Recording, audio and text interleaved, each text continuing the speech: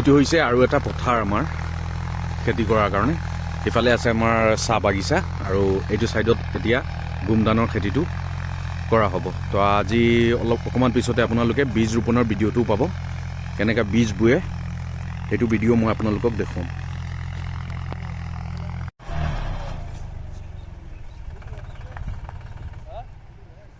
বন্ধুসকল চাই থাকক, খেতি পথাৰত কাম চলি আছে আমাৰ।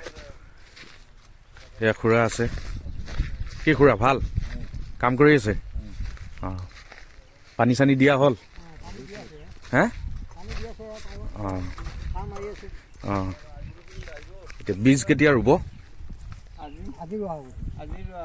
অঁ, কি খেতি কৰিব? মাকৈ। দৰ্শকসকল চাব পাৰে আপোনালোকে, ট্ৰেক্টৰে হাল মাৰি আছে মাটিত আৰু পানী দি আছে। ইয়াতে পানীৰ যোগানটো সেইটো ছাইডত নৈ আছে, নৈৰ পৰাই পানীৰ যোগানটো ধৰা হৈছে মেচিনৰ দ্বাৰা পানীৰে।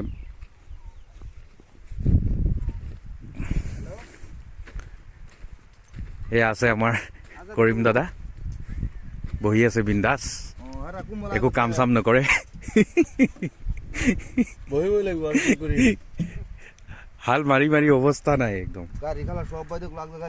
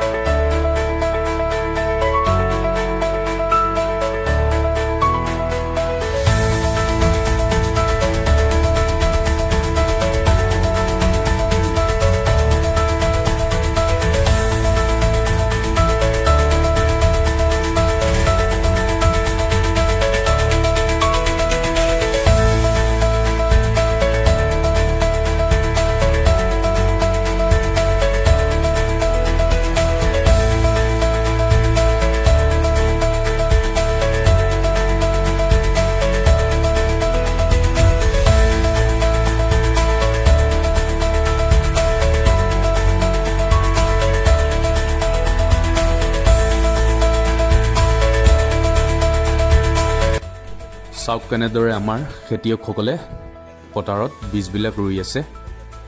ইমান ধুনীয়াকৈ আপোনালোকক দেখুৱাই আছোঁ মই।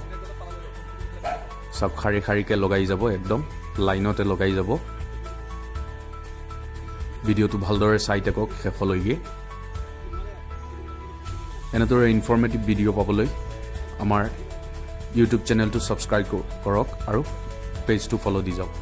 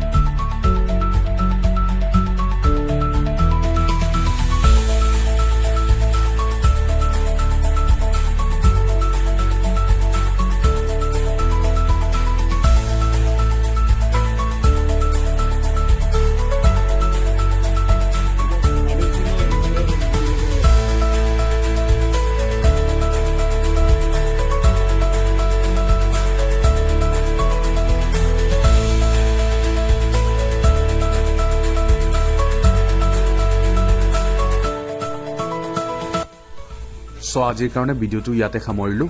ভিডিঅ'টো যদি ভাল লাগে এটা লাইক, কমেণ্ট আৰু শ্বেয়াৰ কৰি পেজটো ফ'ল' দি যাব। ধন্যবাদ।